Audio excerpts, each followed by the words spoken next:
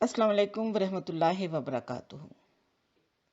محترمہ clear Clement کے قبول اسلام احمدیت کی خودنوشت مختصر داستان۔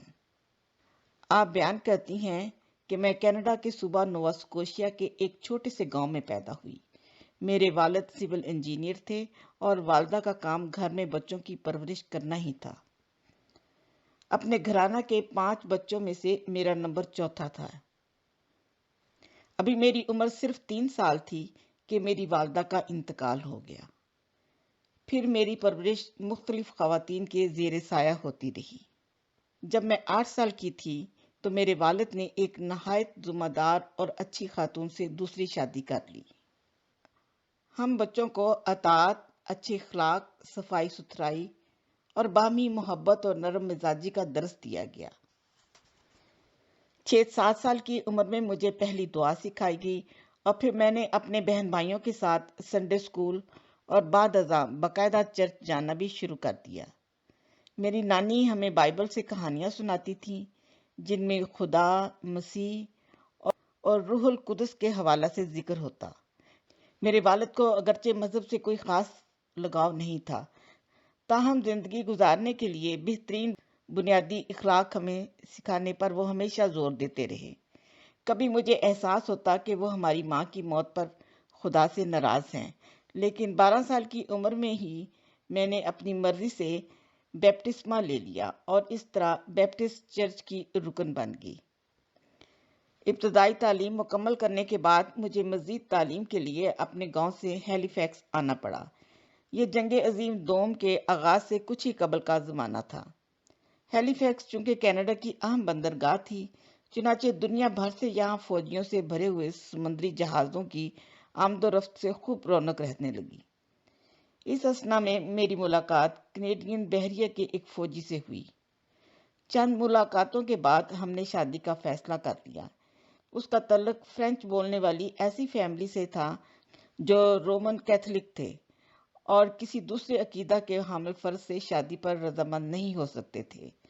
تاہم ہم نے چونکہ اس عمر میں تھے جہاں مذہب سے زیادہ محبت پر یقین کیا جاتا ہے اور میرے والد کے لیے بھی مذہب بے معنی چیز تھی، چنانچہ میں کیتھولک فرقہ میں شامل ہو گئی۔ اس طرح ہماری شادی ہو گئی۔ جنگ ختم ہوئی تو ہم دونوں ہیملٹن انٹیریو منتقل ہو گئے۔ ہم دونوں نے ایک یونیورسٹی میں تعلیم حاصل کرنا شروع کر دی جو فوجیوں اور ان کے اہل خانہ کے لیے بسہولت تعلیم مہیا کیا کرتی تھی۔ ہم دونوں نے 1950 میں گریجویشن کر لی۔ میں چونکہ تدریس کے پیشہ سے وابستہ تھی، چنانچہ ہم مختلف شہروں میں مقیم رہے۔ اس دوران چرچ کے ساتھ بھی میری وابستگی مزید مستحکم ہوتی چلی گئی۔ ایک موقع پر میں کیتھولک ویمنز لیگ کی منتخب صدر بھی تھی۔ دوران تعلیم میرے ہاں پہلے بچے کی پیدائش ہو گئی تھی، بعد ازاں 2 مزید بچے پیدا ہوئے۔ میرے خامد کی ریٹائرمنٹ ہوئی تو ہم مستقل طور پر ہیملٹن میں آباد ہو گئے اور یہاں ایک چرچ میں خدمات کے حوالہ سے روزانہ اپنے اوقات وقف کرنے لگے۔ چرچ کے قریب ہی ایک ریسٹورانٹ تھا جہاں ہم روزانہ کافی پینے جایا کرتے تھے۔ زندگی اسی طرح گزر رہی تھی کہ اچانک خوفناک تبدیلیوں کا شکار ہو گئی۔ 2007 میں میرے خامد کی چند دن ہسپتال بیماری کے بعد وفات ہو گئی۔ یہ ایسا صدمہ تھا جسے میں خدا کی رضا سمجھ کر قبول کرنے کی کوشش کر رہی تھی، لیکن میرے خامد کی بیماری کے دوران ہسپتال میں میرے بیٹے کو ایسی انفیکشن ہوگی کہ صرف 2 روز کے وقفہ کے بعد اس کی بھی وفات ہوگی۔ اس کے 2 ہفتے بعد میرے داماد کا اکلوتا بیٹا کار کے حادثہ میں مارا گیا، جس کے چند دن ہی بعد میرا داماد حرکت قلب بند ہونے سے وفات پا گیا۔ ان پے در پے صدمات نے میری فیملی کو جھنجھوڑ کر رکھ دیا اور میں خدا سے ناراض ہو گئی۔ میں نے پادری کو بھی بتایا کہ میں اپنی اس حالت کو اب شاید کبھی بھی بدل نہیں سکوں گی۔ میں نے اپنا نفسیاتی علاج بھی کروایا، لیکن میرے دل میں خالی پن کے احساس میں کوئی کمی نہ آئی۔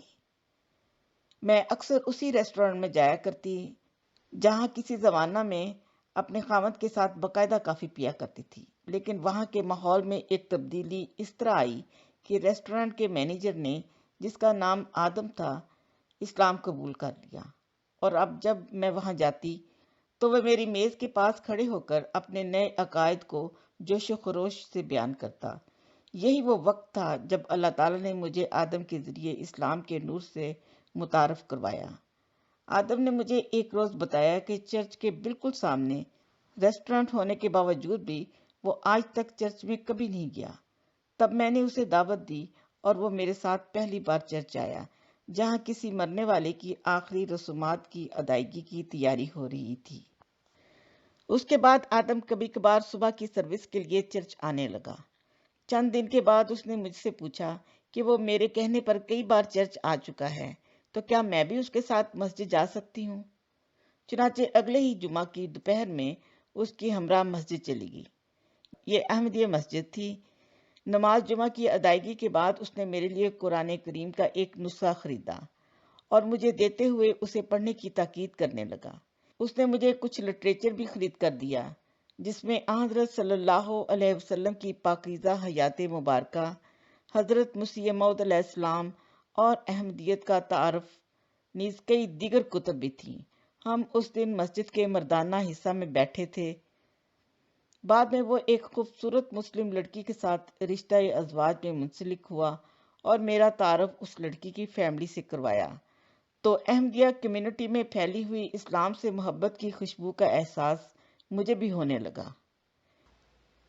ایک روز ایڈم مجھے کہنے لگا، میرا خیال ہے کہ یا تو تم اسلام قبول کر لو گی یا پھر میں عیسائی ہو جاؤں گا۔ اس کی آنکھوں میں روشن پیغام کو میں سمجھ چکی تھی۔ وہ جانتا تھا کہ مذکورہ دونوں باتوں میں سے کون سی بات پوری ہونے جا رہی ہے۔ وہ میرے لیے ایک رہنما تھا۔ ہم نے لمبی سیر کرتے ہوئے اسلام کے بارے میں تفصیل سے تبادلہ خیال کیا۔ کئی بار ہم نے اس کے ریسٹورانٹ میں رات کا کھانا کھایا اور وہ مسلسل مجھے اسلام کی تعلیمات اور اس کی صداقت سے متعلق قائل کرنے کی کوشش کرتا رہا۔ حضرت صلی اللہ علیہ وسلم کی پاکیزہ زندگی کا مطالعہ کرنے سے مجھے خدا تعالیٰ کے ساتھ ایک ایسے تعلق کا احساس ہونے لگا جس میں بھرپور خوشی اور گرم جوشی تھی۔ اپنے سابقہ غموں کے پہاڑ کو اپنی ذات سے مسلسل دور ہوتے ہوئے دیکھنا ایسا تجربہ تھا کہ جس کے نتیجہ میں نے اسلام قبول کرنے کا فیصلہ کر لیا اور 19 ستمبر 2009 کو بیعت کرنے کی سعادت حاصل کر لی۔ میں آج بھی اپنے اسی سفر پر گامزن ہوں جو مجھے اللہ تعالیٰ کا ایسا قرب عطا کر دے جو ہماری منزل مقصود ہونا چاہیے۔ آمین۔